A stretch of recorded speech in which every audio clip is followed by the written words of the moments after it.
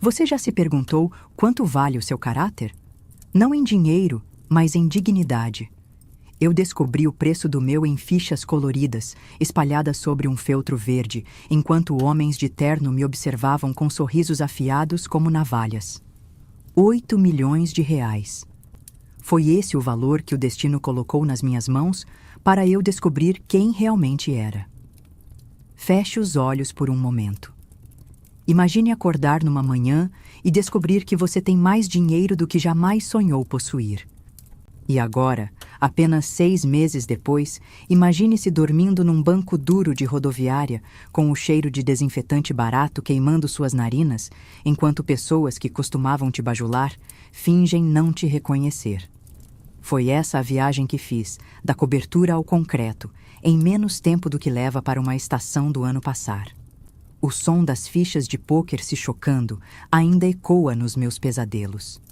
Aquele tilintar sedutor, como sereias cantando para marinheiros desavisados. O curioso sobre o vício em jogos de azar é que ele não começa com desespero, começa com esperança. Uma esperança luminosa, efervescente, que borbulha no estômago e nubla o pensamento. A primeira vitória é sempre a mais perigosa. É o beijo doce que precede o veneno. Quando fecho os olhos, ainda sinto o toque aveludado das cartas entre meus dedos. Vejo os números da roleta girando num balé hipnótico. Ouço os sussurros. Mais uma rodada. Só mais uma. O jogo não rouba apenas seu dinheiro.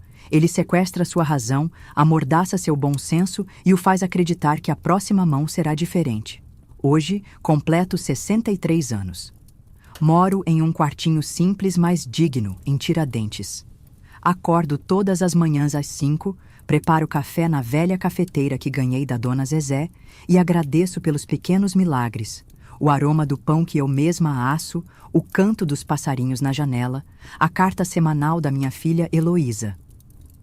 Tenho pouco, mas esse pouco é verdadeiramente meu. Não devo nada a ninguém, exceto talvez a mim mesma, pelo tempo perdido. As pessoas me perguntam se me arrependo de ter jogado tudo fora. Respondo que não joguei tudo. Fui jogada. Como uma peça num tabuleiro maior que não conseguia enxergar.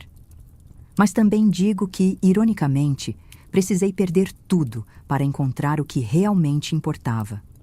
A riqueza genuína não se mede em contas bancárias ou imóveis.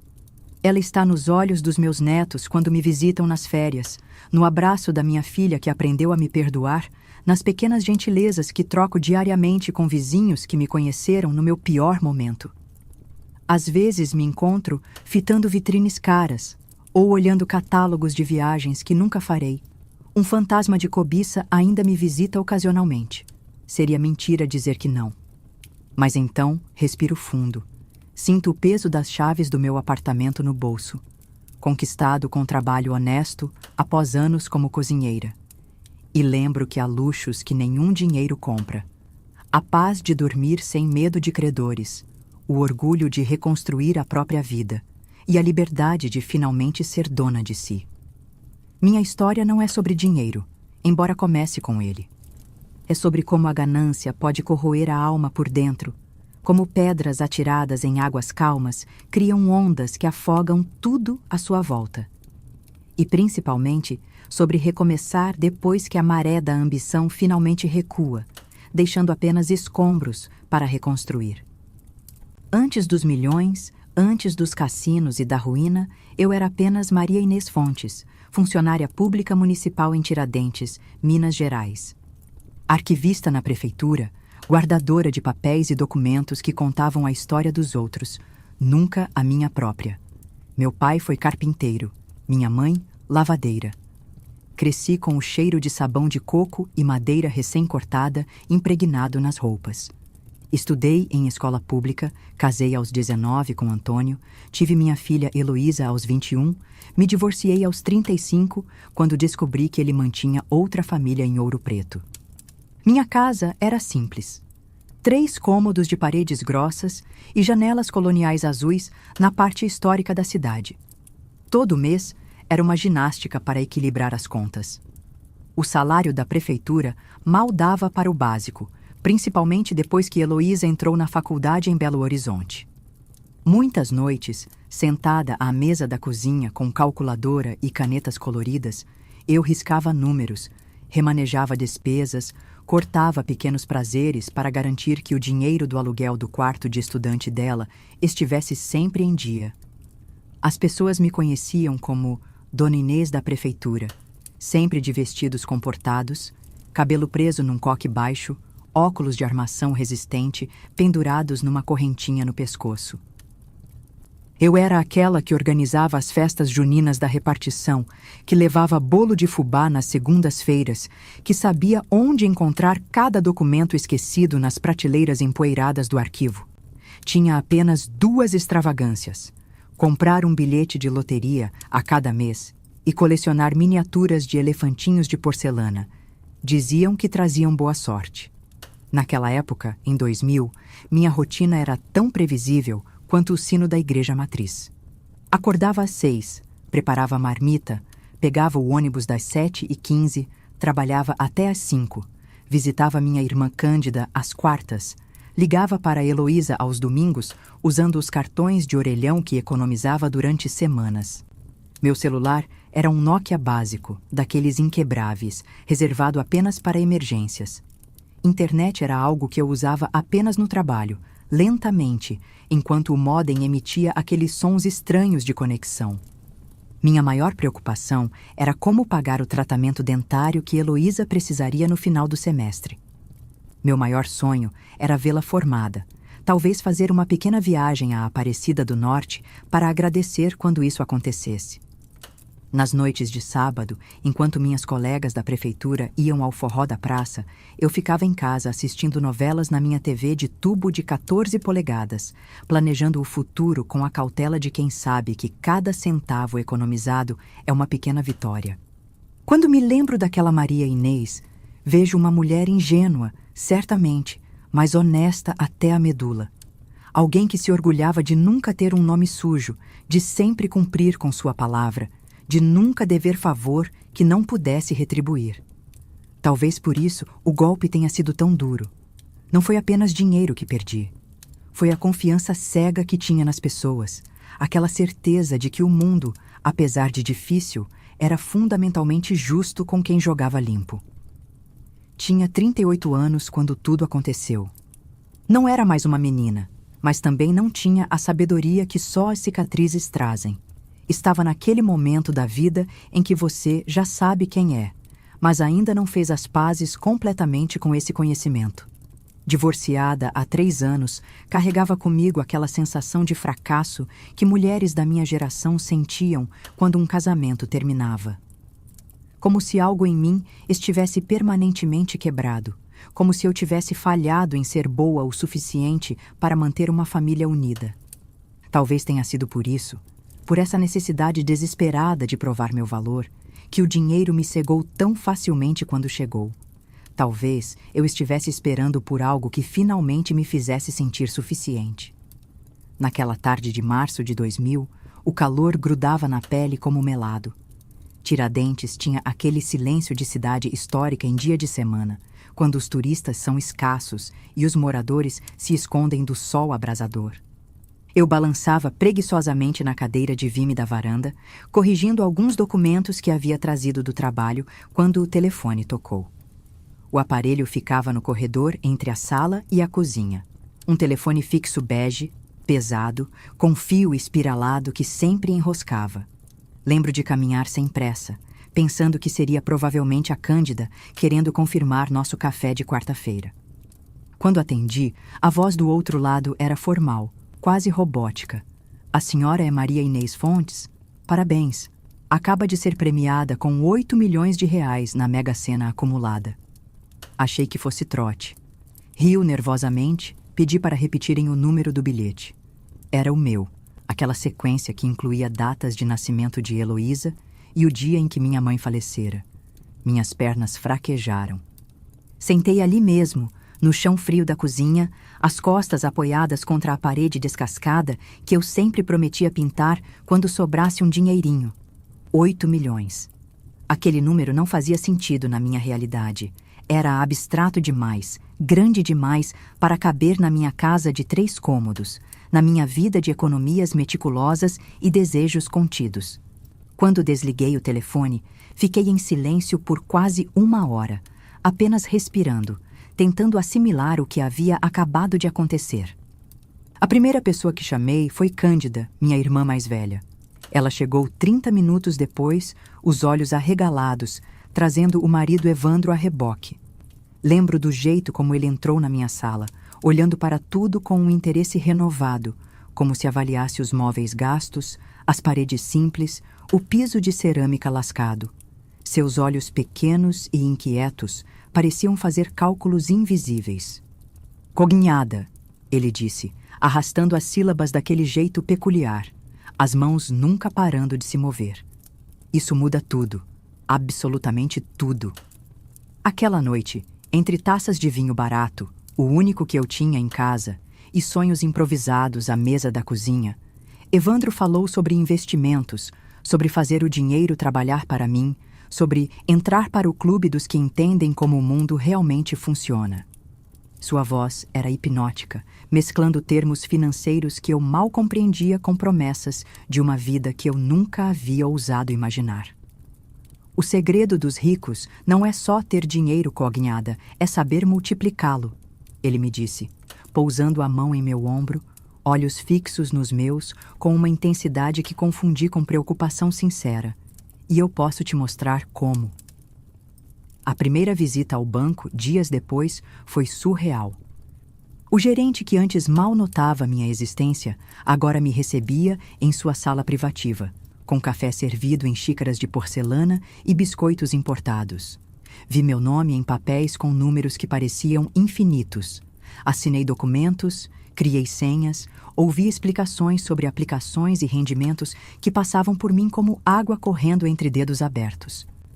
O conflito começou silenciosamente, como uma febre leve que não se nota de imediato. Primeiro, foi aquele desejo súbito de comprar uma casa maior, não porque precisasse, mas porque podia. Depois veio o carro novo, um modelo importado que eu mal sabia dirigir. Roupas de marcas que antes eu só via em revistas empilharam-se no meu guarda-roupa ainda antigo. Heloísa recebeu um apartamento em Belo Horizonte, próximo à faculdade. Mas o verdadeiro veneno chegou algumas semanas depois, quando Evandro sugeriu nossa primeira viagem a São Paulo. "Um final de semana de diversão", ele chamou, "para conhecer pessoas que podem abrir portas." Cândida não quis ir. Nunca gostou de viajar, disse.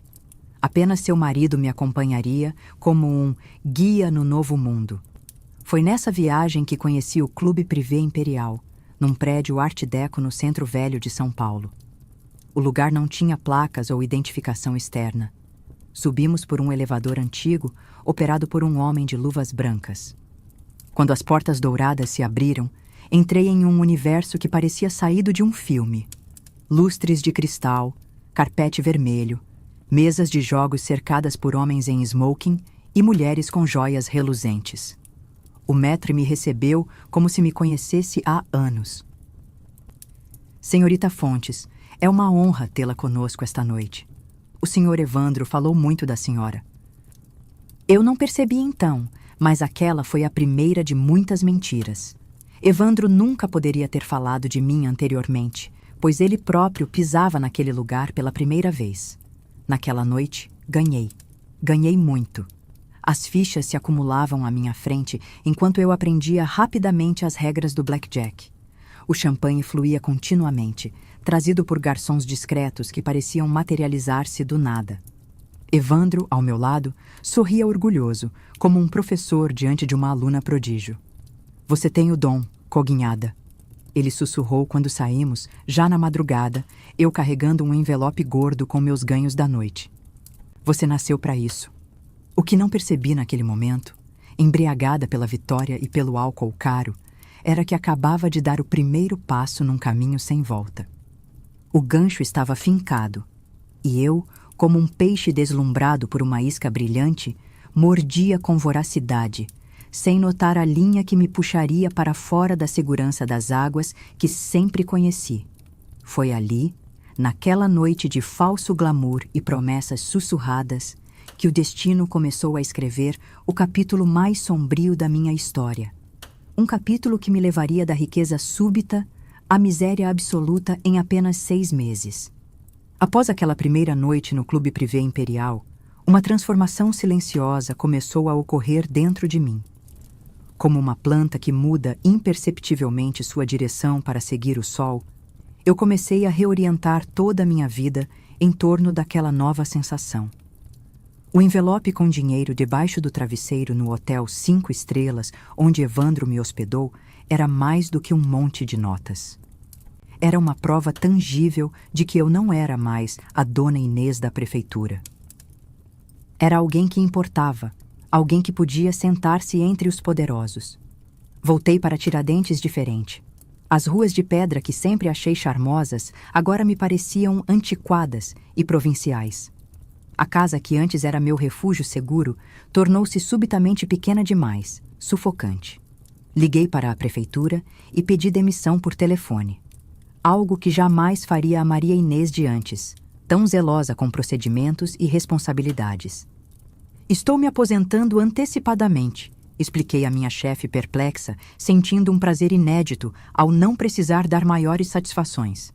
Em questão de 2 semanas, coloquei a casa à venda, empacotei apenas o essencial e aluguei um apartamento mobiliado em Belo Horizonte. Meus elefantinhos de porcelana, aqueles que colecionei durante anos com tanto carinho, foram deixados na casa de Cândida, sem muita cerimônia. São coisinhas do meu passado, expliquei diante de seu olhar confuso. Foi numa tarde abafada de abril que Evandro me levou para conhecer o que ele chamou de meu novo escritório, um quarto de hotel convertido em centro de operações. Na mesa de mogno, um computador novo conectado à internet de escada, com uma planilha aberta mostrando números e nomes. Nas paredes, recortes de jornal sobre grandes vitórias em cassinos internacionais. No criado mudo, um telefone celular novinho, mais moderno que meu velho Nokia, e uma agenda de couro legítimo. Aqui é onde a mágica acontece, coguinhada, Evandro explicou, ajustando sua gravata italiana. Eu montei tudo para você. A partir de hoje, você não joga apenas por diversão. Você é uma investidora profissional.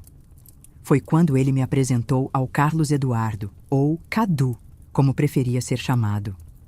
Alto, cabelos grisalhos perfeitamente aparados, terno impecável e um relógio que custava mais que todo o mobiliário da minha antiga casa. Ele se apresentou como consultor financeiro especializado em investimentos alternativos. Só anos depois, entendi que aquilo era um eufemismo para jogos de alto risco. Dona Maria Inês, temos um plano estruturado para multiplicar seu capital, ele disse, colocando na minha frente um dossiê encadernado em couro. Os primeiros 2 milhões vão para investimentos tradicionais, renda fixa, algumas ações conservadoras, mas é com os outros 6 que vamos realmente trabalhar.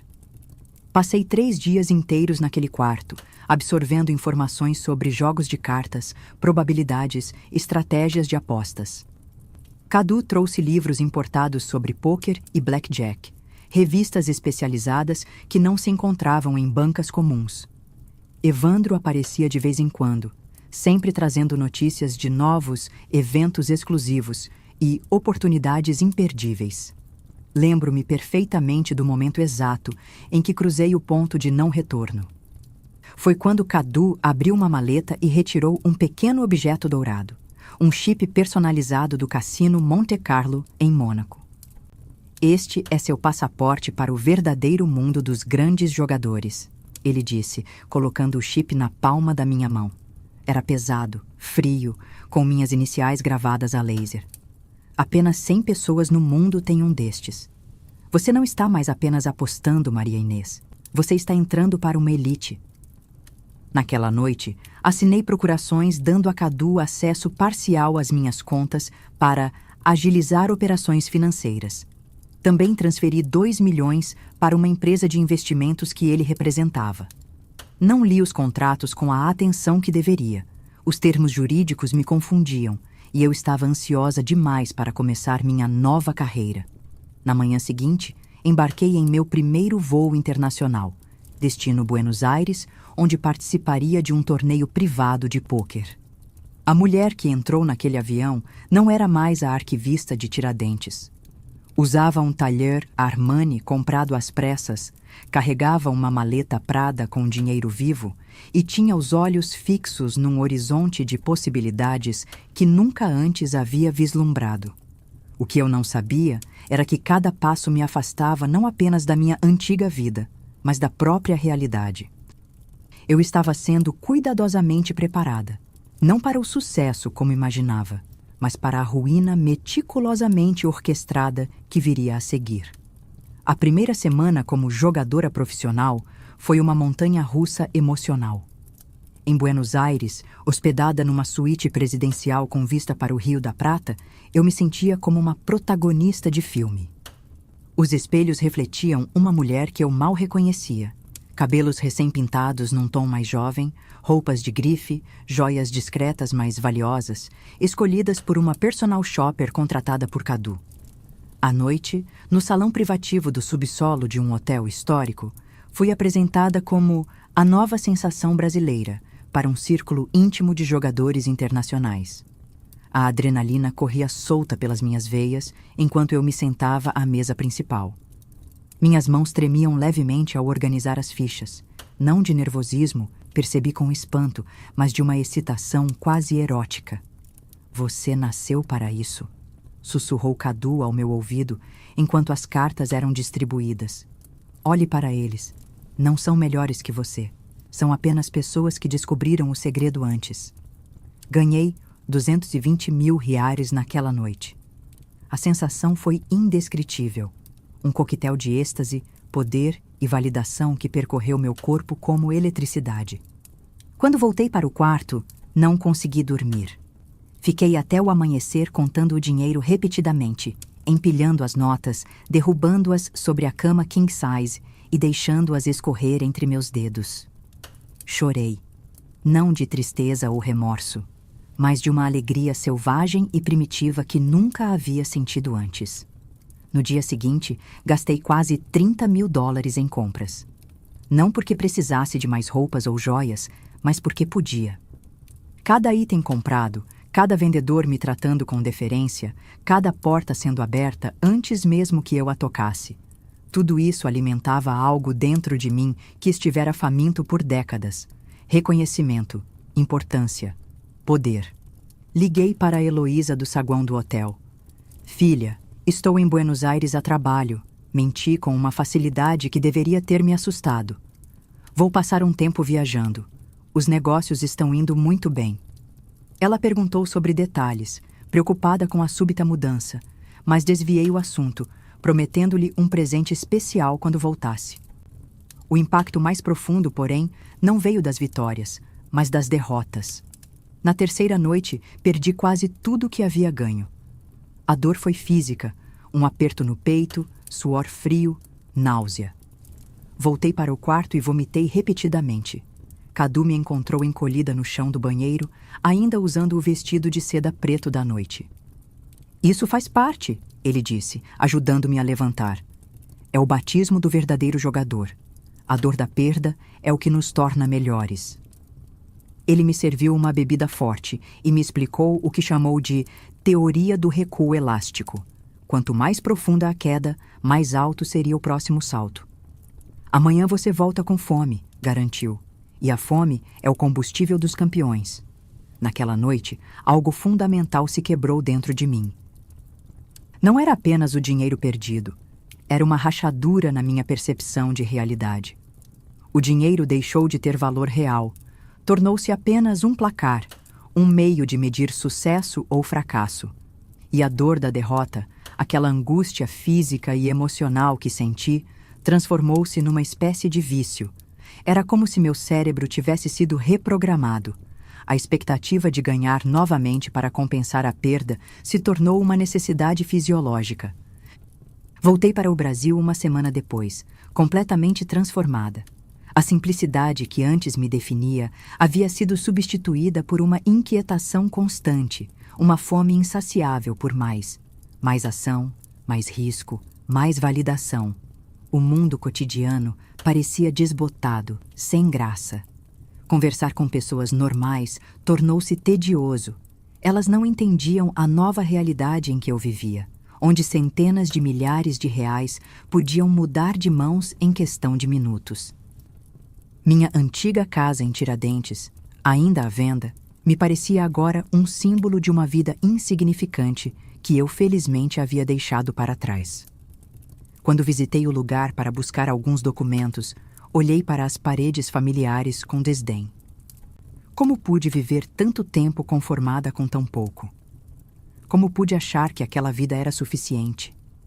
Mal sabia eu que, em 6 meses, choraria lágrimas amargas de saudade daquela simplicidade que estava tão apressada para abandonar. Maio chegou com uma rapidez assustadora, e com ele vieram as primeiras consequências tangíveis da minha nova vida.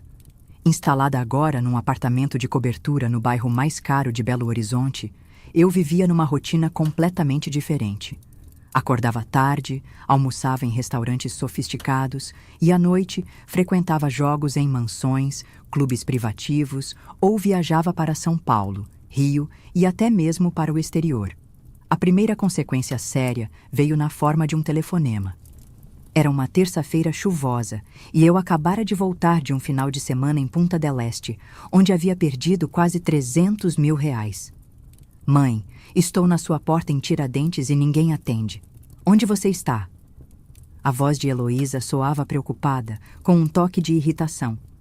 Inventei uma desculpa sobre estar em tratamento médico em São Paulo. A mentira veio fácil, fluida, como se eu estivesse apenas relatando o clima. Médico? Que médico? Você está doente? A preocupação na voz dela me atingiu como um soco. Nada grave, filha. Apenas exames de rotina mais específicos, respondi, enquanto observava as unhas recém-feitas com esmalte importado. Por que não me avisou que viria? Avisei, mãe. Deixei 3 recados na sua secretária eletrônica semana passada. Hoje é seu aniversário, esqueceu? Vim te fazer uma surpresa. O silêncio que se seguiu foi ensurdecedor. Eu havia esquecido meu próprio aniversário.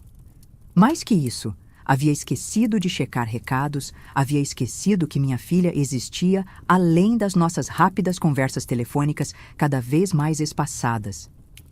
Estou em Belo Horizonte agora, confessei parcialmente. Aluguei um apartamento aqui para ficar mais perto de você. Marcamos de nos encontrar no dia seguinte.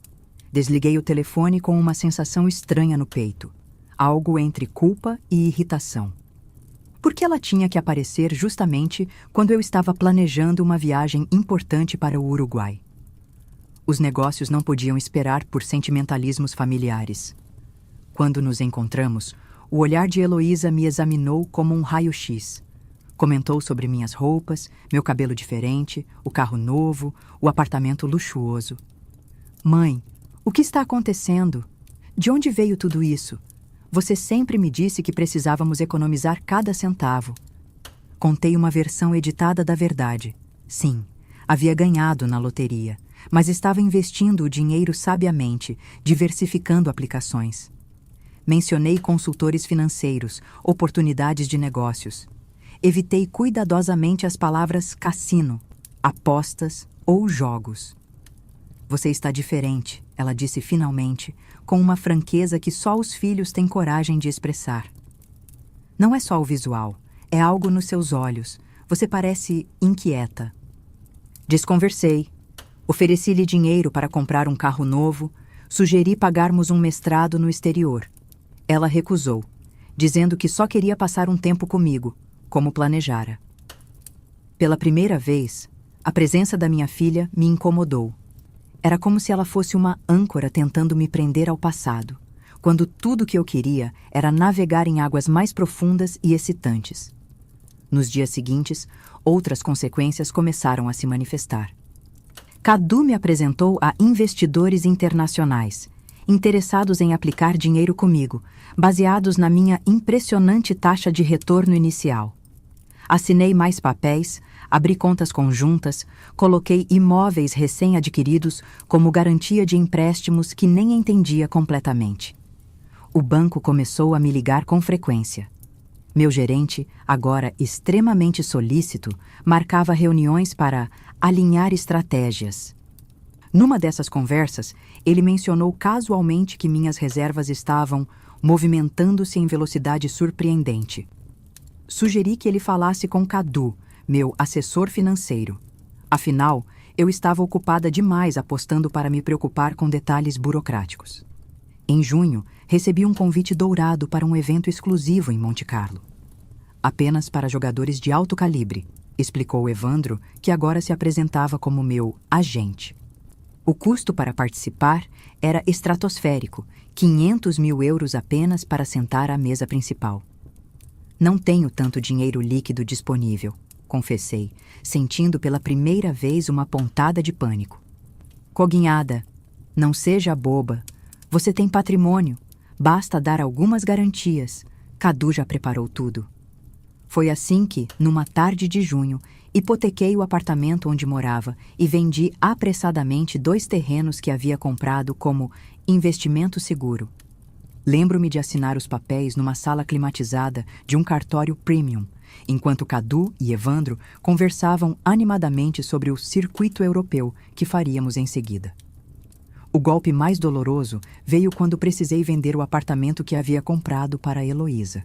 Ela havia se recusado a morar lá, preferindo continuar no pequeno quarto alugado perto da faculdade, mas eu mantinha o imóvel como um símbolo do meu sucesso, da minha generosidade materna.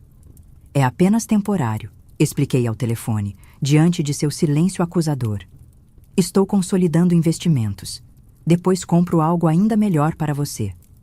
Mãe, ela respondeu com uma maturidade que me fez sentir pequena. Não preciso de apartamento. Preciso saber o que está acontecendo com você. Cândida me ligou preocupada. Disse que você não atende mais as ligações dela. Sua tia sempre foi invejosa, respondi com uma frieza que não reconhecia em mim mesma. Agora que estou bem-sucedida, ela não aguenta. O silêncio do outro lado da linha foi sua resposta. Desligamos com uma formalidade dolorosa, um abismo crescendo entre nós. Um abismo forrado com fichas de cassino e notas de dinheiro. Na última semana de junho, parti para Monte Carlo. Na minha mala, além de roupas caras e joias recém-adquiridas, carreguei algo novo. Comprimidos para dormir, receitados por um médico discreto que Cadu conhecia. Para ajudar com o jet lag, ele explicou. Na verdade, eram para silenciar a voz crescente no fundo da minha mente que começava a questionar se eu estava realmente no controle da situação. No aeroporto, antes de embarcar, recebi uma mensagem no meu celular novo.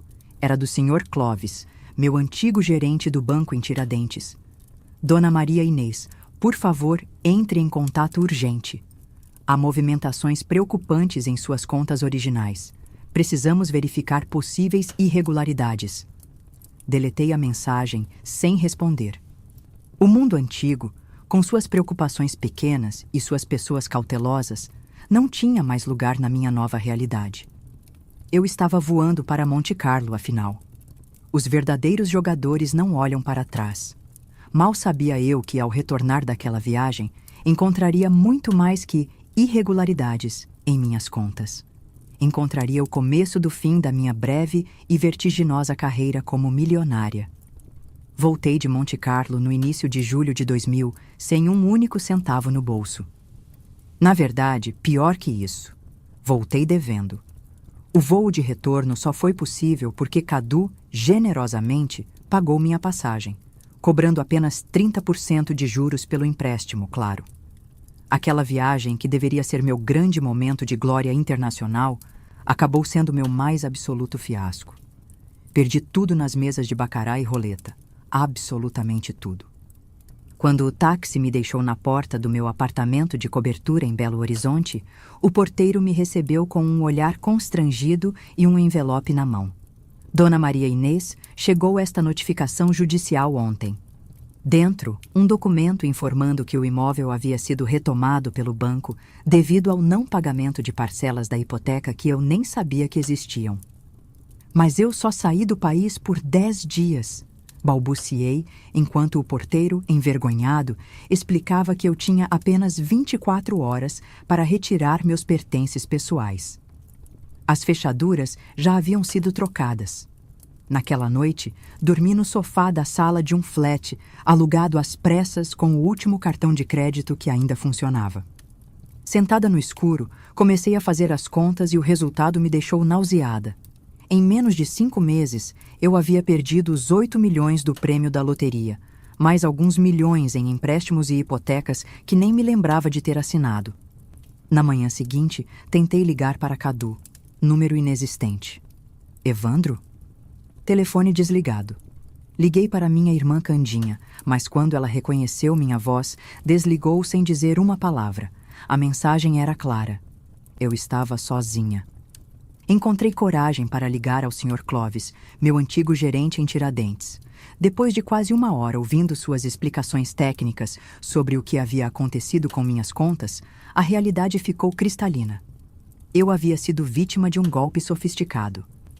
Cadu e Evandro não eram apenas pessoas que me introduziram ao vício do jogo.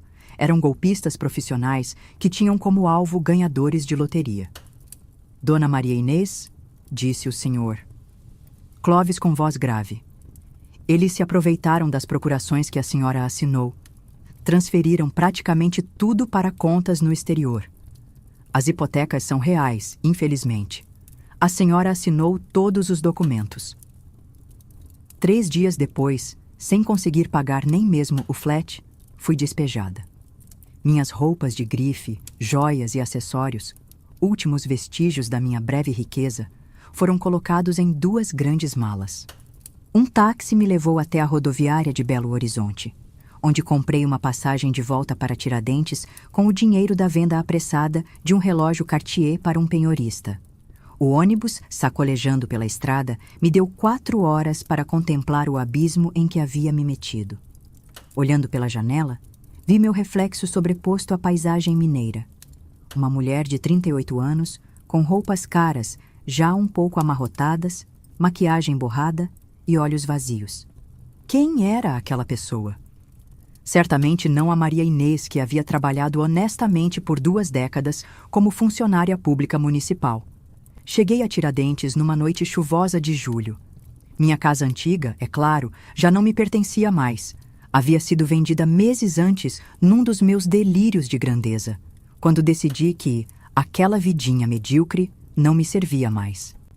Sem ter para onde ir, sentei-me num banco da rodoviária, protegida da chuva, enquanto tentava processar o que havia acontecido. Foi ali, naquela primeira noite como uma sem-teto, que enfrentei o desafio mais brutal: olhar para dentro de mim mesma.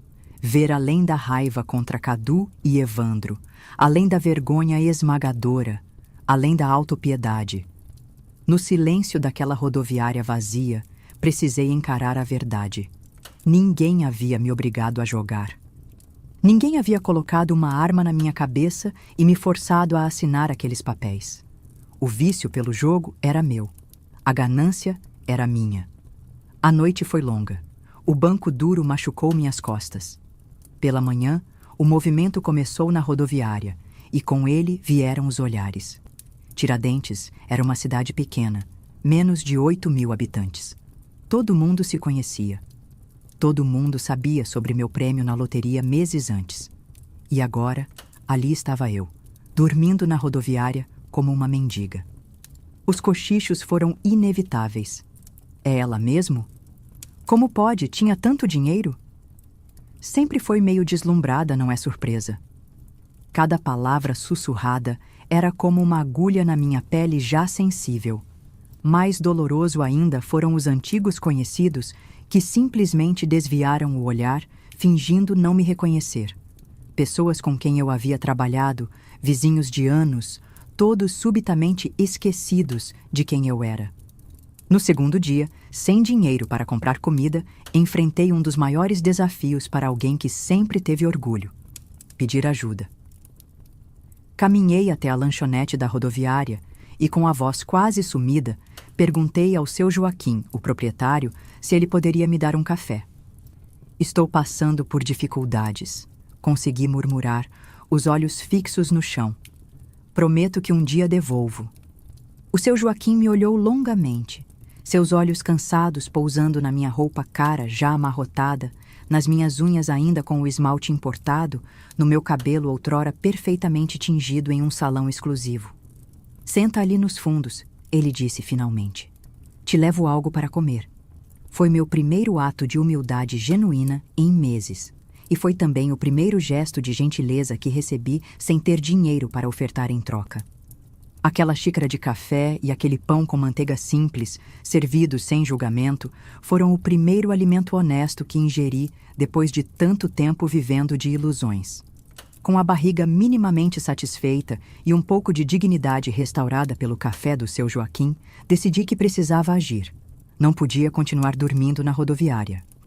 As 2 grandes malas com minhas roupas de grife e os poucos itens de valor que me restavam estavam guardadas no depósito da rodoviária, uma gentileza que o segurança, seu Sebastião, havia feito por mim. Preciso de um trabalho, pensei, tentando organizar as ideias. Qualquer trabalho.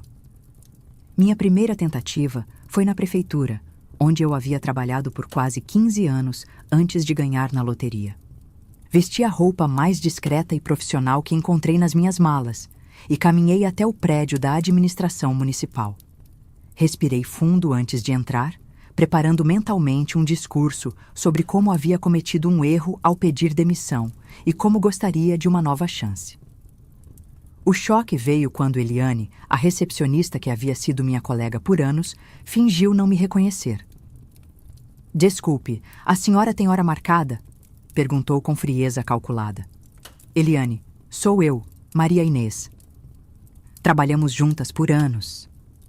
Ela sustentou o olhar por alguns segundos antes de responder. Sei quem é. Todo mundo sabe quem é a senhora agora. O prefeito não está recebendo ninguém hoje. A porta fechada da prefeitura foi apenas o começo.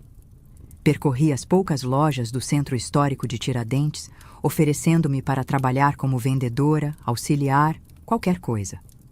A resposta era sempre a mesma. No momento não estamos contratando. Os donos de restaurantes foram ainda mais diretos. Olha, dona Maria Inês, a senhora não tem mais perfil para trabalhar com o público. As pessoas comentam, sabe? Não seria bom para o negócio. Depois de 3 dias de portas fechadas, sentei num banco da praça principal, completamente desanimada. A fome apertava novamente. As refeições diárias na lanchonete da rodoviária, gentileza do seu Joaquim, eram insuficientes. Precisava de um banho decente, de uma cama, de um teto. Foi quando avistei Dona Amália saindo de sua pequena pousada, carregando sacolas de compras. Dona Amália sempre havia sido cordial comigo nos meus tempos de funcionária pública, mas nunca fomos exatamente próximas. Mesmo assim, algo me impulsionou a abordá-la. Dona Amália, chamei, aproximando-me com cuidado para não assustá-la. Será que posso ajudar com essas sacolas? Ela me examinou por alguns instantes, seus olhos cansados, analisando minha aparência cada vez mais deteriorada. Pode sim, respondeu finalmente. E depois vamos conversar. Na pequena cozinha dos fundos da pousada Girassol, Dona Amália me serviu um café enquanto eu organizava os itens que havíamos carregado. Quando terminei, ela foi direta. Ouvi sobre sua situação. Não vou fingir que entendo como alguém perde milhões em tão pouco tempo, mas isso não é da minha conta. O que sei é que você precisa de ajuda e eu preciso de uma pessoa para ajudar na cozinha. Minha cozinheira está de licença médica há 2 semanas e os hóspedes estão reclamando. Senti lágrimas queimando nos cantos dos meus olhos. Não tenho onde morar, confessei com a voz embargada. Tenho um quartinho nos fundos, nada luxuoso, mas tem cama e banheiro. Pode ficar lá em troca do trabalho na cozinha. Aquela noite, deitada em uma cama simples mas limpa, com o estômago satisfeito depois de uma refeição completa, chorei até adormecer. Não eram lágrimas de autopiedade como as que havia derramado na rodoviária. Eram lágrimas de alívio, de gratidão. Talvez também de vergonha, ao perceber que aquele quartinho simples, conquistado através de trabalho honesto, me proporcionava um descanso mais genuíno que as suítes luxuosas dos hotéis onde havia me hospedado. Minha empolgação inicial com o trabalho na cozinha logo encontrou obstáculos reais. Eu nunca havia trabalhado profissionalmente com comida. Como funcionária pública, minha relação com a culinária se limitava a preparar refeições para mim mesma. Ali, precisava ajudar a preparar café da manhã para até 20 hóspedes, além de lanches e ocasionalmente jantares. Na primeira semana, quebrei 3 pratos, queimei uma fornada inteira de pão de queijo e derrubei uma bandeja com 10 xícaras de café. Dona Amália, pacientemente, apenas dizia: "Limpe isso e tente de novo." Mais difícil que os desafios práticos foram os encontros inesperados. Hóspedes que me reconheciam da antiga vida, pessoas que me viram nos jornais locais quando ganhei a loteria, ou simplesmente conhecidos da cidade que vinham tomar café na pousada. Os olhares curiosos, os sorrisos mal disfarçados, os comentários sutis. Como a vida dá voltas, não é mesmo? Numa manhã particularmente movimentada, estava servindo o café quando reconheci na mesa do canto Simone Valadares, diretora do banco onde eu havia aberto minha conta especial para milionários. Ela me encarou com uma mistura de surpresa e algo que pareceu pena. Minhas mãos tremeram tanto que derramei café na toalha. "Desculpe", murmurei, tentando limpar a mancha. "Tudo bem", respondeu ela com uma polidez que parecia ensaiada. Depois, baixando a voz: "É realmente você, Maria Inês? O que aconteceu?" Algo dentro de mim quebrou. Coloquei a bandeja sobre a mesa vizinha, vazia, e saí correndo para o quartinho dos fundos. Tranquei a porta e me encolhi na cama, soluçando como uma criança. Era demais. A humilhação, a vergonha, tudo voltando em ondas. Dona Amália bateu na porta 1 hora depois. "O café da manhã acabou", ela informou através da porta fechada. "Quando estiver pronta, venha me ajudar com a louça." Sem perguntas, sem sermões, sem pena. Apenas a realidade prática do trabalho que precisava ser feito. Respirei fundo, lavei o rosto e voltei para a cozinha. "Desculpe por sair assim", comecei, mas ela me cortou. "Cada um tem seu tempo para lidar com as coisas. Mas os pratos não vão se lavar sozinhos e os hóspedes não têm culpa dos nossos problemas." Naquele momento, entendi a primeira grande lição da minha reconstrução. O mundo não parava para que eu lambesse minhas feridas. A louça precisava ser lavada, o chão precisava ser varrido, a vida seguia, com ou sem meus milhões, com ou sem minha dignidade intacta. No final daquele primeiro mês, recebi meu pagamento, R$ 200, além da hospedagem e alimentação. Parecia uma quantia ridícula comparada aos milhões que havia movimentado meses antes. Mas havia uma diferença fundamental. Era dinheiro honesto, conquistado com o suor do meu rosto. Quando tentei ligar para a Heloísa do telefone público na praça, recebi outro golpe. O número não completava a chamada. Mais tarde descobri que ela havia se mudado, sem deixar contato. Minha própria filha havia desistido de mim. "É só mais um desafio", disse a mim mesma naquela noite, contando as notas do meu primeiro salário. "Vou reconquistá-la, assim como estou reconquistando minha vida, um dia de cada vez." Mal sabia eu que os maiores desafios ainda estavam por vir. Depois de 3 meses trabalhando na pousada Girassol, comecei a desenvolver uma rotina estável.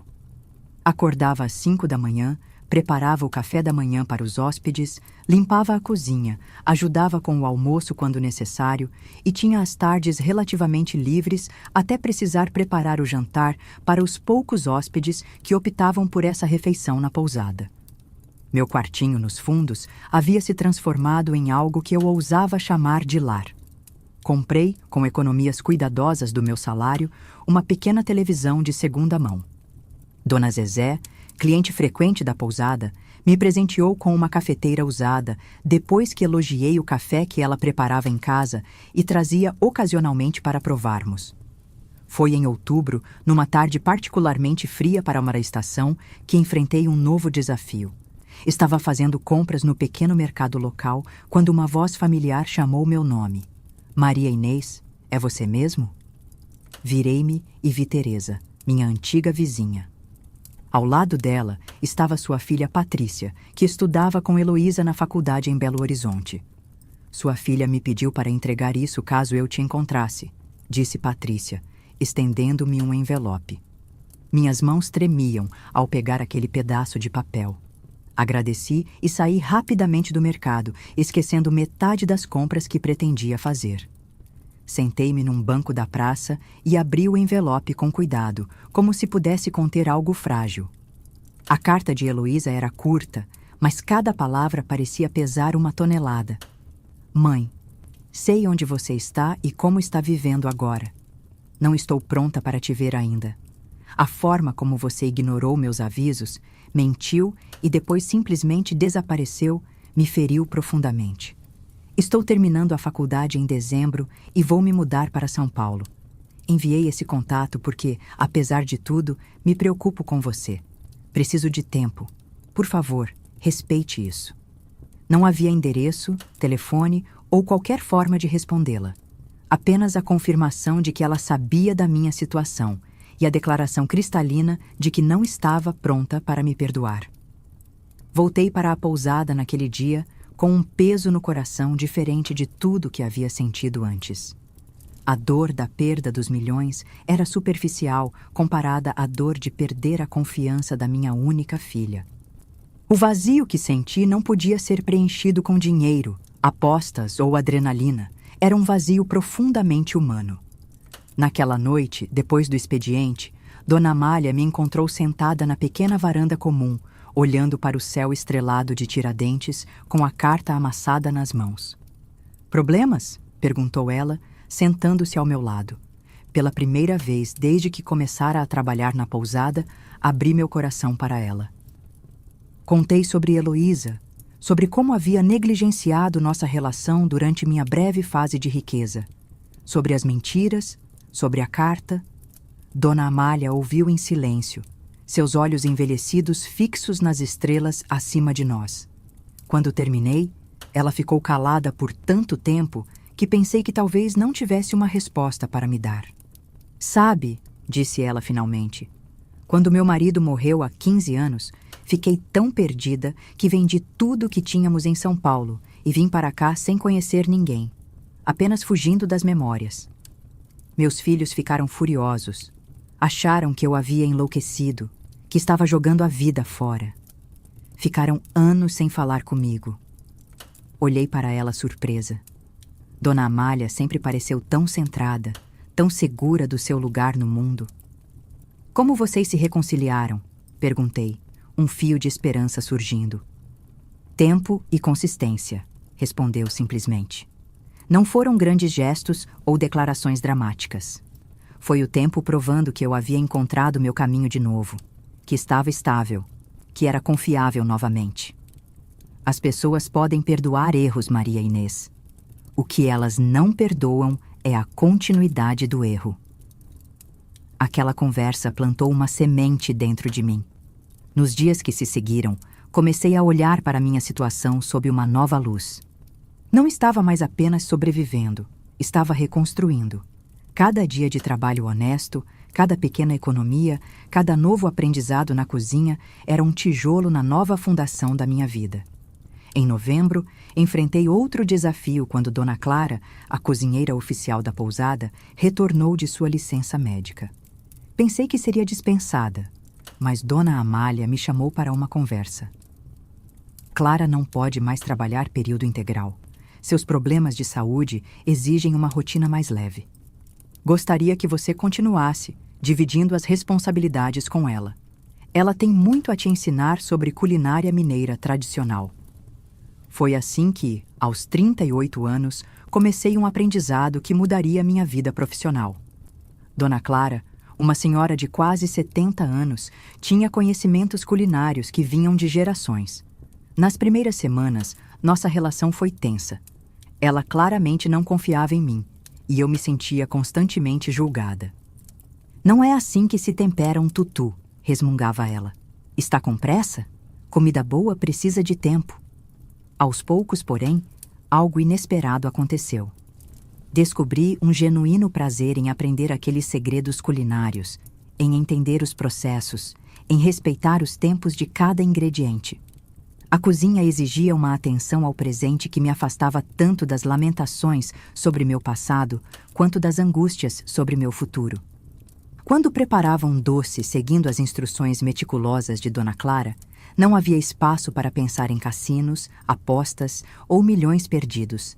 Havia apenas o movimento da colher de pau, o ponto exato do açúcar, o tempo preciso de cozimento. Em dezembro, chegou o Natal. A pousada estava cheia, com turistas que vinham apreciar as celebrações tradicionais de Tiradentes. Trabalhamos dobrado naquela semana, preparando ceias especiais, café da manhã reforçado, doces típicos. Na véspera de Natal, depois que todos os hóspedes foram servidos e a cozinha estava limpa, Dona Amália me chamou ao seu pequeno escritório. Sobre a mesa estava um envelope. "Seu bônus de Natal", disse ela. "Você mereceu." Dentro havia R$ 300, mais do que meu salário mensal. "E mais uma coisa", continuou ela, entregando-me um pequeno pacote. "Isso chegou para você hoje." Com as mãos trêmulas, abri o embrulho simples. Era um livro de receitas, daqueles feitos à mão, com páginas preenchidas por uma caligrafia que reconheci imediatamente. Na primeira página, uma dedicatória. "Mãe, este era o projeto que mencionei quando fui te visitar no seu aniversário. Um livro de receitas da vovó que estou resgatando para meu trabalho de conclusão de curso. Terminei a faculdade. Estou indo para São Paulo em janeiro, como disse na carta. Ainda preciso de tempo, mas queria que você tivesse isso. Feliz Natal, Heloísa." Sentei-me, as pernas subitamente fracas, folheando aquele tesouro que minha filha havia compilado. Receitas da minha mãe, algumas que eu nem me lembrava mais, cuidadosamente registradas e explicadas. "É um começo", disse Dona Amália, apertando levemente meu ombro antes de me deixar sozinha com minhas lágrimas e aquele precioso livro de receitas. Naquela noite de Natal, sozinha no meu quartinho dos fundos, entendi que estava aprendendo as lições mais importantes da minha vida. Não nas mesas de apostas ou nos salões luxuosos, mas na humildade de uma pequena cozinha de pousada, nas mãos enrugadas de uma velha cozinheira, no gesto distante mas significativo da minha filha. O caminho seria longo. A confiança, uma vez quebrada, não se reconstrói da noite para o dia. Mas pela primeira vez, desde que perdi tudo, senti que estava ganhando algo muito mais valioso. Uma vida autêntica, construída tijolo por tijolo, dia após dia, com trabalho honesto e relações verdadeiras. O livro de receitas da minha mãe, presenteado pela minha filha, tornou-se meu maior tesouro e também um símbolo do que estava por vir. Cada receita que eu aprendesse seria um passo a mais na minha jornada de volta para a pessoa que eu deveria ser. À medida que os meses passavam após aquele Natal, algo começou a mudar na forma como os hóspedes da pousada Girassol me tratavam. Não eram mais apenas sorrisos educados dirigidos a uma funcionária. Eram pessoas que voltavam de suas caminhadas pelo centro histórico e pediam especificamente: "Aquela senhora que faz o doce de leite com canela ainda está por aqui?" Dona Clara, minha mentora relutante, começou a se afastar gradualmente da cozinha, seus problemas de saúde limitando ainda mais sua capacidade de trabalhar. Em uma tarde de março de 2001, ela me chamou para sentar com ela na varanda dos fundos. "Maria Inês", disse ela com sua voz rouca, "você tem mãos boas para a cozinha, mãos que respeitam os ingredientes." Vindo dela, aquilo era praticamente uma medalha de honra. Nosso relacionamento havia evoluído de críticas constantes para um respeito mútuo cauteloso. "Vou me aposentar no final do mês", continuou ela. "Falei com a Dona Amália. Recomendei você para assumir a cozinha." Fiquei paralisada. Assumir completamente a responsabilidade pela cozinha da pousada era uma oportunidade que nem havia sonhado, mas também significava um compromisso maior, uma confiança que eu não tinha certeza de merecer. Dona Clara, eu... Não precisa dizer nada. Ela me interrompeu. Só não estrague minhas receitas. Com isso, levantou-se e voltou para dentro, deixando-me com um misto de gratidão e pânico. Foi nessa mesma época que recebi uma carta que mudaria tudo. O envelope tinha o carimbo de São Paulo e a caligrafia familiar de Heloísa. Com dedos trêmulos, abri-o no meu quartinho, sentada na beirada da cama. Mãe, estou noiva. Sei que ainda temos muito a reconstruir entre nós, mas gostaria que você conhecesse o Roberto. Estaremos visitando Tiradentes no próximo mês para o Festival de Inverno. Se estiver aberta a isso, poderíamos nos encontrar. H. Li a carta tantas vezes que as palavras começaram a se embaralhar. Minha filha, noiva, e querendo me ver. Era mais do que eu ousava esperar, mas também infinitamente assustador. O que eu diria a ela depois de tanto tempo? Como explicaria as escolhas que fiz? Como olharia nos olhos do homem que ela escolheu e me apresentaria como a mãe que perdeu tudo no jogo? Nos dias seguintes, enquanto assumia gradualmente o comando da cozinha, minha mente fervilhava com ansiedade. Cada prato que preparava era uma distração momentânea, mas assim que parava, os pensamentos voltavam como um turbilhão. O que Heloísa esperava de mim? O que eu poderia oferecer a ela agora? Uma semana antes da data marcada para o encontro, recebi um telefonema no número da pousada. Era Evandro, o marido da minha irmã, aquele que me levara ao cassino pela primeira vez. Maria Inês, quanto tempo? Sua voz soava tão falsamente casual como eu me lembrava. Soube que você está se saindo bem em Tiradentes.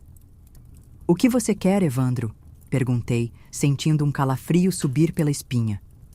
Ora, só manter contato com a família. A propósito, você ainda tem aquele livro de receitas que Heloísa te deu? Ouvi dizer que algumas daquelas receitas antigas valem uma boa grana para restaurantes de comida tradicional. Senti o sangue gelar nas veias. Como ele sabia do livro? Quem mais estava observando minha vida reconstruída de longe, esperando o momento certo para reaparecer?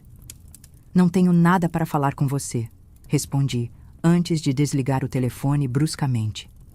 Aquela noite, não consegui dormir. As velhas memórias que havia enterrado estavam voltando à superfície. O rosto de Evandro trouxe de volta o cheiro dos cassinos, o som das fichas, a sensação vertiginosa de apostar tudo. Junto veio a vergonha, o desespero, o banco da rodoviária. No dia seguinte, Dona Amália percebeu minha distração na cozinha quando quebrei 2 pratos e quase queimei um lote inteiro de pão de queijo. Você parece longe daqui hoje, comentou ela. Minha filha vem me visitar, respondi simplesmente. Ela está noiva. Isso é maravilhoso, sorriu Dona Amália. E Evandro ligou ontem, acrescentei, quase num sussurro. O sorriso dela desapareceu imediatamente, substituído por uma expressão grave que raramente via em seu rosto. Entendo, disse ela, colocando a mão no meu ombro. Chegou a hora de enfrentar todos os seus fantasmas de uma vez, não é? Era exatamente isso. O passado e o futuro estavam prestes a colidir e eu estava no centro dessa tempestade, segurando apenas um livro de receitas antigas e a frágil dignidade que havia reconstruído ao longo daquele ano. O Festival de Inverno de Tiradentes atraía turistas de todo o país. As ruas de pedra da cidade histórica ficavam repletas de visitantes, artistas de rua e barracas de artesanato. Para a pousada Girassol, era a temporada mais movimentada do ano, com todos os quartos reservados com meses de antecedência. Heloísa e Roberto chegariam no sábado e combinamos de nos encontrar no domingo à tarde, quando eu teria algumas horas de folga. Escolhi cuidadosamente o local. O Café da Praça, um estabelecimento pequeno e tranquilo, longe dos pontos turísticos mais movimentados. Na semana que antecedeu o encontro, mergulhei no trabalho com uma intensidade quase desesperada. Preparei pratos que nunca havia tentado antes. Estudei o livro de receitas da minha mãe até de madrugada, como se dominá-las pudesse me dar algum tipo de proteção contra o que estava por vir. Você vai acabar doente desse jeito, advertiu Dona Amália quando me encontrou na cozinha às 4 da manhã, testando uma receita de bolo de fubá com erva doce. Preciso me manter ocupada, respondi sem tirar os olhos da massa que batia. O que você precisa é enfrentar seus medos de frente, ela respondeu puxando uma cadeira. Venha, sente-se aqui comigo um momento. Obedeci, relutante, minhas mãos ainda sujas de farinha. O que exatamente você teme, Maria Inês? A pergunta tão direta me pegou desprevenida. Fiquei em silêncio por alguns instantes, organizando pensamentos que havia evitado por tanto tempo. Temo que Heloísa venha apenas para confirmar que não vale a pena me ter na vida dela, respondi finalmente. Temo que Roberto me olhe e veja apenas a sogra fracassada que jogou tudo fora. E principalmente, hesitei. Temo que Evandro apareça de alguma forma, que o passado que construí aqui desmorone como um castelo de cartas. Dona Amália assentiu lentamente. Sabe o que aprendi em mais de 70 anos de vida? Que as coisas que tememos raramente acontecem exatamente como imaginamos. E quando acontecem, descobrimos forças que não sabíamos possuir. No sábado à noite, véspera do encontro, recebi outro telefonema. Meu coração disparou ao atender, temendo ser Evandro novamente. Mas era a voz de Heloísa. Mãe, chegamos bem. Estamos hospedados na pousada das Margaridas. Como está a viagem? Como está Roberto? Perguntei, a voz traindo meu nervosismo. Houve uma pausa do outro lado da linha. Ele está bem, ansioso para te conhecer. Outra pausa. Mãe, tem mais uma coisa que preciso te contar amanhã. Algo importante. Aquela noite foi a mais longa da minha vida. Revirei-me na cama, imaginando 1000 cenários diferentes para nosso encontro. O que Heloísa queria me contar? Estaria doente? Grávida? Mudando-se para outro país? As possibilidades se multiplicavam na escuridão do meu quarto. Pela manhã, vesti minha melhor roupa, uma saia azul marinho e uma blusa branca compradas especialmente para a ocasião. Prendi meus cabelos, agora com muitos fios grisalhos, num coque simples. Olhando no pequeno espelho do banheiro, vi o rosto de uma mulher que havia envelhecido, mais pelo sofrimento do que pelo tempo. Você consegue fazer isso, disse para meu reflexo. Você sobreviveu a tudo até agora. Antes de sair, Dona Amália me entregou um pequeno embrulho. O que é isso? Perguntei. Um presente para sua filha e o noivo. São aqueles biscoitos de polvilho que você faz tão bem. Leve para eles. O gesto simples me emocionou mais do que eu esperava. Aqueles biscoitos representavam minha nova vida, minha redenção através do trabalho honesto. Caminhei lentamente pelas ruas de pedra de Tiradentes, cada passo me aproximando de um momento que poderia mudar tudo novamente. O café da praça estava a apenas 2 quadras de distância quando avistei, parado na esquina, olhando diretamente para mim, a figura que eu mais temia encontrar. Evandro. Olá, coguinhada. A voz de Evandro carregava o mesmo rastejo desdenhoso que eu lembrava, como se cada sílaba escorregasse por entre dentes mal intencionados. Parei, sentindo minhas pernas fraquejarem. Ele estava mais velho, mais gordo, mas o brilho predatório nos olhos pequenos permanecia inalterado. O que você está fazendo aqui? Consegui perguntar, apertando o embrulho de biscoitos contra o peito como um escudo. Vim ver minha sobrinha querida, é claro. Candinha me contou sobre o noivado. Ele deu um passo em minha direção. E também pensei que poderíamos reviver os velhos tempos. Não temos nada para reviver, respondi, a voz mais firme do que eu esperava. Ah, mas temos sim. Ele sorriu, revelando dentes amarelados pelo cigarro. Sabia que abriram um cassino novo em Belo Horizonte? Totalmente regularizado, dentro da lei. Pensei que poderíamos fazer uma pequena visita depois que você receber seu salário no final do mês. Senti uma onda de náusea subir pela garganta. Como ele sabia sobre meu pagamento? Quem estava lhe fornecendo informações sobre minha vida? Acabou, Evandro. Aquela Maria Inês não existe mais. As pessoas não mudam tanto assim, ele respondeu, aproximando-se mais. Lembro como seus olhos brilhavam quando as cartas vinham certas, como você tremia de excitação contando as fichas. Aquilo está no seu sangue agora. Você sabe disso. Por um momento, senti a velha vertigem, o chamado sedutor do risco, a promessa de adrenalina. Era como se uma porta que eu havia trancado estivesse sendo forçada de novo. Estou atrasada. Minha filha está me esperando, disse, tentando passar por ele. Evandro agarrou meu braço com força surpreendente. Pense no que está perdendo. Uma noite, uma única aposta grande, e você poderia recuperar tudo.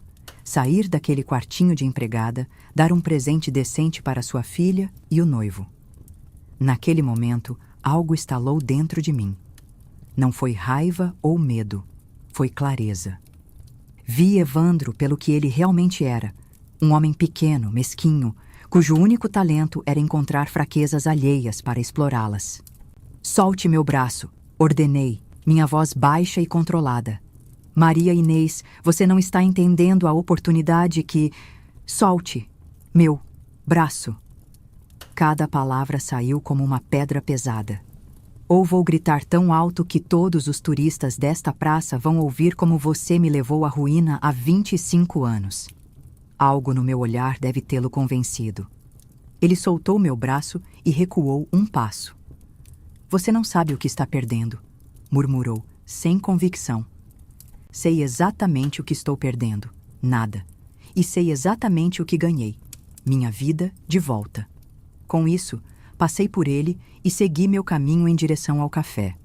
Minhas pernas tremiam, mas cada passo me afastava um pouco mais do abismo que quase me consumiu no passado. Ao chegar à porta do café da praça, parei para respirar fundo. Através do vidro, vi Heloísa sentada a uma mesa com um homem alto e de ombros largos que presumivelmente era Roberto. Minha filha olhava ansiosamente para a porta, tamborilando os dedos na mesa. Estava mais bonita do que nunca, com os cabelos escuros agora curtos, emoldurando seu rosto em um corte moderno. Abri a porta e o sininho acima dela anunciou minha chegada. Heloísa levantou os olhos e, por um momento, ficamos apenas nos olhando. 25 anos de ausência, arrependimento, perguntas não respondidas e palavras não ditas pairavam entre nós como uma névoa densa. Então, ela se levantou, hesitou por um segundo e veio ao meu encontro. Sem dizer nada, envolveu-me num abraço. Um abraço cauteloso, mas real. Senti o perfume suave de seus cabelos, a solidez de seu corpo adulto, tão diferente da menina que eu havia deixado para trás. Mãe, ela disse simplesmente, afastando-se para me olhar nos olhos. Este é Roberto. O homem se levantou e estendeu a mão com um sorriso genuíno. É um prazer finalmente conhecê-la, Dona Maria Inês. Heloísa fala muito sobre você. Naquele momento, percebi que as lágrimas escorriam silenciosamente pelo meu rosto. Não eram lágrimas de tristeza ou vergonha, mas de algo muito mais profundo. O alívio de quem finalmente chega em casa após uma jornada impossível. Trouxe biscoitos. Foi tudo o que consegui dizer, estendendo o pacote com mãos trêmulas. Sentamos à mesa, um pequeno círculo de 3 pessoas, carregando o peso de 2 décadas de histórias não compartilhadas. Roberto abriu o pacote de biscoitos com genuíno entusiasmo, enquanto Heloísa mantinha os olhos fixos em mim, como se estudasse um mapa antigo em busca de referências familiares. Estão deliciosos, comentou Roberto após o primeiro biscoito. Heloísa tinha razão quando disse que você tem mãos mágicas na cozinha. Olhei surpresa para minha filha. Você lembra das minhas receitas? Lembro de tudo, mãe, respondeu ela, sua voz contendo uma mistura de ternura e algo mais complexo. Das noites em que você inventava histórias antes de dormir, do jeito que você cantarolava enquanto fazia bolinhos de chuva nas tardes de domingo. A garçonete trouxe nossos cafés, criando uma pausa necessária naquele momento carregado de emoção. Minhas mãos tremiam ao segurar a xícara. Vi Evandro lá fora, disse Heloísa abruptamente. Ele tentou me abordar ontem, No hotel. Senti uma pedra afundar no meu estômago. O que ele queria? O de sempre. Dinheiro, um lugar para ficar. Ela fez uma pausa. Disse que vocês tinham combinado um encontro hoje. Não combinamos nada, respondi firmemente. Ele apareceu do nada, mas acabei de mandá-lo embora da minha vida, de uma vez por todas. Roberto colocou a mão sobre a de Heloísa num gesto de apoio. Havia algo na maneira como eles se olharam que me dizia que minha filha não estava mais sozinha em suas batalhas, como eu havia estado. Mãe, Heloísa finalmente disse. Aquela coisa importante que mencionei pelo telefone. Ela respirou fundo. Estou grávida, de 3 meses. O mundo parou por um instante. A notícia atingiu-me como um raio, não de destruição, mas de clareza absoluta. Seria avó. A linhagem continuaria, apesar de todos os meus erros e falhas. Um bebê, sussurrei, as palavras escapando como uma oração. Decidimos que, se for menina, continuou Heloísa, sua voz ganhando firmeza, vamos chamá-la de Maria, como você.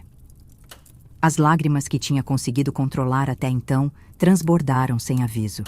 Não eram lágrimas de remorso ou nostalgia, mas de um futuro que jamais imaginei possível. Não mereço essa honra, consegui dizer entre soluços. Roberto, que havia permanecido respeitosamente em silêncio, interveio com uma gentileza surpreendente.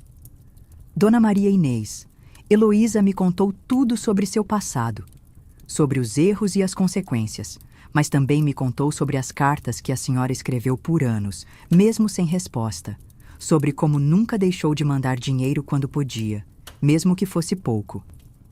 Olhei para Heloísa, confusa. Você recebeu minhas cartas? Todas elas, confirmou ela, agora também chorando. Tia Candinha dizia que tinha jogado fora, mas eu as encontrei escondidas numa gaveta. Li cada uma, inclusive aquela onde você explicava como Evandro manipulou tudo. O alívio que senti foi como um peso de 2 décadas sendo removido dos meus ombros. Todo esse tempo, achando que minhas palavras haviam sido perdidas, que meus pedidos de perdão haviam caído em ouvidos surdos. Quando descobri a gravidez, continuou Heloísa, percebi que não queria repetir o ciclo. Não queria que meu filho nascesse num mundo onde o perdão é impossível e os erros são eternos. Roberto assentiu. Família é complicado, Dona Maria Inês. Meus pais se separaram de forma terrível quando eu tinha 12 anos. Demorei 15 anos para voltar a falar com meu pai. Mas agora ele é parte da nossa vida de novo. Heloísa apertou minha mão sobre a mesa. Não estou dizendo que será fácil ou que tudo está esquecido. Mas quero que meu filho conheça a avó. Quero que aprenda a fazer biscoitos de polvilho com você. Aquele momento, naquele café simples de uma cidade histórica, tornou-se o marco zero de uma nova história. Uma história de recomeço que, ironicamente, começou com um encontro que eu temia seria um adeus definitivo. O fantasma de Evandro havia sido exorcizado não por gritos ou confrontos dramáticos, mas pela simples verdade de que ele não tinha mais poder sobre mim, nem sobre minha família que agora crescia, como uma planta teimosa que brota nas frestas de um muro que parecia intransponível. Passaram-se 5 anos desde aquele encontro no café da praça. Hoje, sentada na varanda da minha pequena casa, sim, minha própria casa, comprada com economias de 2 décadas de trabalho árduo, observo Maria Clara brincando no jardim, seus cachinhos escuros balançando enquanto persegue borboletas imaginárias. Minha neta tem 4 anos e a energia de um pequeno furacão misturada com a curiosidade insaciável que lembra tanto Heloísa na mesma idade. Heloísa e Roberto se mudaram para Tiradentes há 2 anos. Ele conseguiu transferência no trabalho e ela abriu um pequeno ateliê de restauração de móveis antigos que tem prosperado graças ao turismo constante na região. Moram a 15 minutos daqui, tempo suficiente para mantermos nossa independência, mas perto o bastante para almoços de domingo e visitas improvisadas em tardes de quarta-feira. Vovó, olha! Maria Clara vem correndo, as mãozinhas em concha, guardando algum tesouro recém-descoberto. É uma joaninha vermelha com pintas pretas, agitando-se cuidadosamente entre seus dedos. Ela vai trazer sorte? Sorrio diante da inocência da pergunta. Sabe, meu bem, aprendi que a sorte não é algo que vem de fora, como uma joaninha ou um número da loteria. A verdadeira sorte está nas escolhas que fazemos todos os dias. Ela me olha com aquela expressão de concentração profunda que as crianças têm quando tentam decifrar os mistérios adultos. Como escolher um sorvete bom? Pergunta, simplificando a vida de um jeito que só a infância permite. Algo assim, respondo, ajudando-a a devolver a joaninha para o jardim.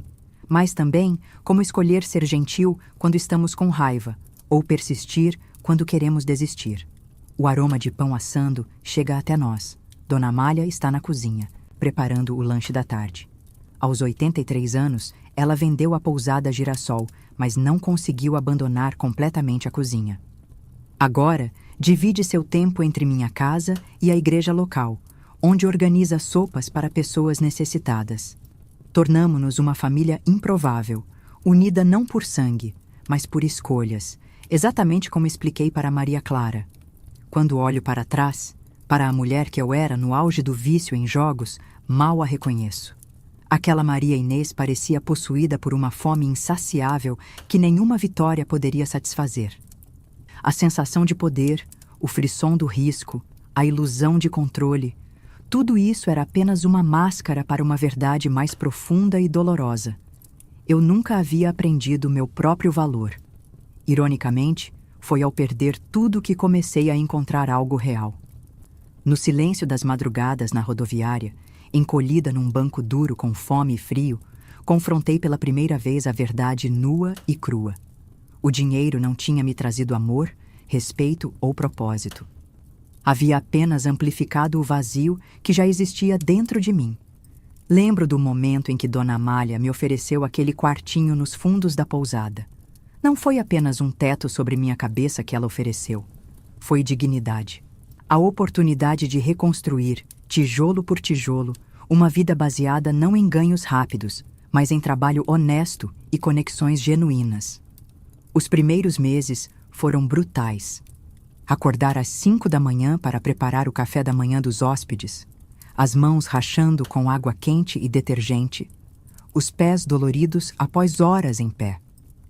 Às vezes, no meio da noite, eu sonhava com as luzes cintilantes dos cassinos, com o tilintar sedutor das fichas, e acordava suando frio, o coração disparado de desejo e medo. Foram necessários anos para silenciar completamente aquele chamado. O vício nunca desaparece completamente, apenas adormece, como um animal à espreita. Mesmo hoje, 25 anos depois, ocasionalmente sinto um arrepio de excitação quando vejo reportagens sobre grandes prêmios de loteria ou quando escuto turistas conversando sobre cassinos. A diferença é que agora reconheço aquela sensação pelo que realmente é, não uma promessa de felicidade, mas um chamado para o abismo. Descobri que a recuperação não é uma linha reta, mas uma espiral. Voltamos repetidamente aos mesmos pontos de vulnerabilidade, mas a cada volta estamos um pouco mais fortes, um pouco mais conscientes. Na primeira vez que recebi meu salário na pousada, passei 4 horas sentada na cama do meu quartinho, segurando os poucos trocados nas mãos, lutando contra o impulso de ir até a cidade vizinha onde haveria jogos clandestinos. Foi uma batalha silenciosa e brutal contra mim mesma. A chegada de Maria Clara trouxe uma nova dimensão para minha jornada de recuperação. Através dos olhos dela, vejo a vida despida de complicações, centrada no maravilhamento pelas coisas simples. Uma joaninha no jardim, o cheiro de pão fresco, o conforto de um abraço sincero. Há uma sabedoria nessa simplicidade que nenhum jogo de azar poderia proporcionar. E Evandro? Soube, através de Candinha, que ele faleceu há 2 anos, sozinho num quarto de pensão em Belo Horizonte, vítima de cirrose hepática após anos de alcoolismo severo. Não senti alegria com a notícia, apenas uma tristeza profunda por uma vida desperdiçada perseguindo miragens. Em seu leito de morte, pediu para falar comigo, mas a notícia chegou tarde demais. Às vezes me pergunto o que ele queria dizer, que confissões ou pedidos de perdão estavam em seus últimos suspiros. Outras vezes, penso que é melhor não saber. Ontem à noite, enquanto arrumava algumas caixas antigas no armário, encontrei algo que há muito tempo havia esquecido. O bilhete premiado da loteria, guardado dentro de um antigo missal que pertenceu à minha mãe. Segurei aquele pedaço de papel amarelado entre os dedos, observando os números que um dia mudaram minha vida. A ironia é que aqueles mesmos números realmente transformaram tudo, apenas não da forma que eu esperava. Esta manhã, sentada na mesa da cozinha com Heloísa, enquanto Maria Clara ainda dormia, mostrei a ela o bilhete. "O que você ainda faz com isso?" perguntou ela, surpresa. "Honestamente? Não sei. Talvez seja um lembrete. De tudo que você perdeu?" "De tudo que encontrei depois", corrigi. "Sabe, filha, por muitos anos me culpei por cada erro cometido. Perguntava-me como pude ser tão cega, tão facilmente manipulada. Mas com o tempo, entendi que aquela mulher desesperada por validação era produto de uma vida inteira sentindo-se insuficiente." Heloísa assentiu, compreensiva.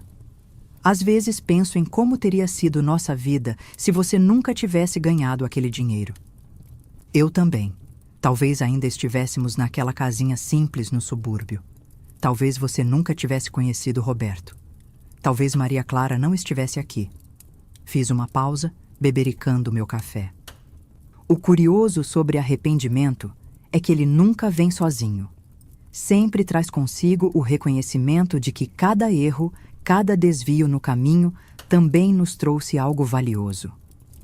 Nesse momento, Maria Clara apareceu na porta, ainda de pijama, o cabelo despenteado e os olhos sonolentos. Vinha arrastando sua boneca favorita pelo braço. "Bom dia, meu anjo."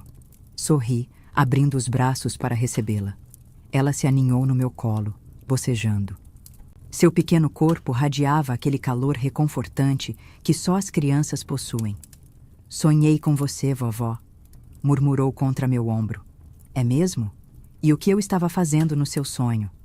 "Você estava me ensinando a fazer biscoitos, mas não eram biscoitos comuns. Eram biscoitos mágicos que realizavam desejos." Heloísa e eu trocamos um olhar por cima da cabeça da pequena. Um olhar cheio daquela compreensão silenciosa que só os anos podem construir. "Sabe de uma coisa, Maria Clara?" disse, afastando uma mecha de cabelo do rostinho dela. "Hoje vamos fazer esses biscoitos mágicos juntas." O rosto dela se iluminou. "Eles vão realizar desejos de verdade?" "Talvez não do jeito que você imagina, mas vão criar memórias. E memórias são um tipo especial de magia que fica com a gente para sempre." Mais tarde, enquanto observava Maria Clara misturando farinha e canela com a concentração solene de quem realiza um ritual sagrado, refleti sobre as voltas que a vida dá.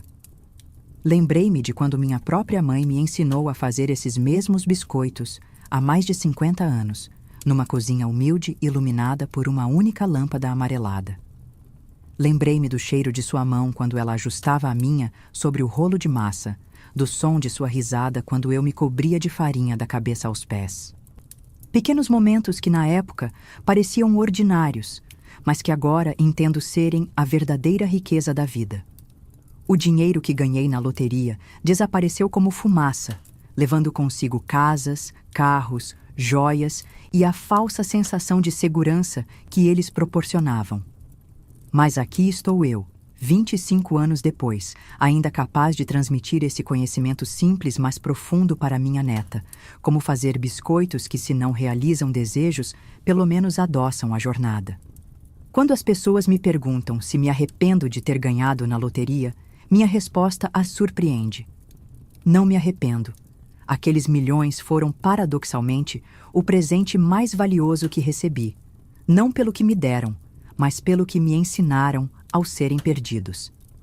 Aprendi que riqueza verdadeira não se acumula em contas bancárias, mas em momentos como este. Farinha espalhada sobre a mesa da cozinha, o riso de uma criança ecoando pelas paredes, o olhar amoroso da minha filha enquanto nos observa, o aroma de biscoitos assando lentamente no forno. Aprendi que nossa capacidade de recomeçar, mesmo quando tocamos o fundo do poço, mesmo quando dormimos em bancos de rodoviária com o estômago vazio e a dignidade estilhaçada, é o verdadeiro milagre da existência humana. Aprendi que perdão, especialmente o auto-perdão, é um processo longo e doloroso, mas absolutamente necessário. Que nossas cicatrizes não são apenas marcas de feridas passadas, mas mapas para nossa força futura. E, principalmente, aprendi que a vida raramente segue o roteiro que escrevemos para ela. Às vezes nos leva por desvios assustadores, por becos escuros e terrenos acidentados. Mas se permanecermos abertos às lições do caminho, descobrimos que muitas vezes são justamente esses desvios que nos conduzem aos nossos destinos mais verdadeiros. Enquanto ajudo Maria Clara a cortar a massa em pequenas estrelas, entendo finalmente que ganhei na loteria 2 vezes na vida. A primeira vez me trouxe milhões que não soube conservar. A segunda, esta vida simples, mais autêntica, trouxe-me um tesouro que nenhum jogo de azar poderia proporcionar: a paz de finalmente saber quem sou e o que realmente importa. Quer um cuidado especial? No primeiro comentário fixado, você pode baixar gratuitamente o nosso e-book exclusivo com receitas de chás tradicionais das avós. Um presente feito com muito carinho para aquecer seu coração. Aproveite!